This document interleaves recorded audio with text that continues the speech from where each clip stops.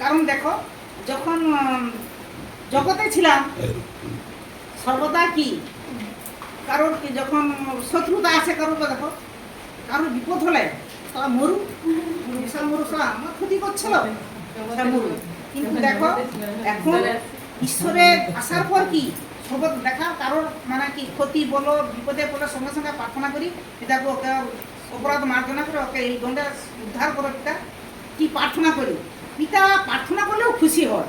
দেখো দূর যার মধ্যে জগতে যখন ছিলাম একজনের বাচ্চা হয়তো কিছু খাবে যায় যায় ঝগড়া হচ্ছে তার বাচ্চা খাবে তার বাচ্চাকে দেয়নি। এখন দেখো যদি আমাকে যদি না দিয়ে আমার সন্তানকে যদি দেয় তাহলে আমাকে না দিই আমার বাচ্চাটাকে যদি দিচ্ছে তাহলে মা খুব খুশি হচ্ছে যে আমাকে না দিই আমার সন্তানকে দিচ্ছে। তো পরমেশ্বর পিতা বলে যে আমার সন্তান যত দুষ্ট হোক ও বিশ্বাসী জন তার জন্য প্রার্থনা করছে, তার জন্য পিতা কিন্তু অত্যন্ত খুশি হবে। হ্যাঁ, যে ওর বিরোধিতা থাকা সত্ত্বেও সে তার জন্য কি প্রার্থনা করতেছে। পিতা দুষ্ট হলেও সন্তান তো, যত সন্তান আমাদের দুষ্ট হোক আমাকে ফেলে দেইনি, তাকে আপন করার জন্য তাকে সৎ পথে ফিরিয়ে আনার জন্য অহরিণ মিশিয়ে আমরা পিতা মাতারা কি চেষ্টা করি।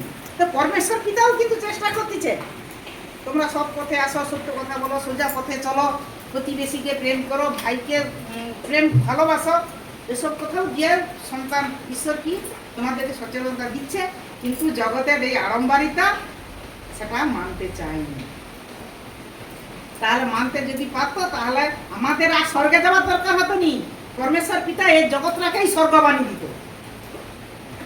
তো আমরা যেন সদা সর্বদা কি বিশ্বাস নিয়ে সদা সর্বদা সৎ পথে থাকি, সত্য কথা বলি, সোজা পথে চলি, আর অপদের বিপদ দেখলে জন্য আমরা পরমেশ্বর পিতার কাছে প্রার্থনা করি।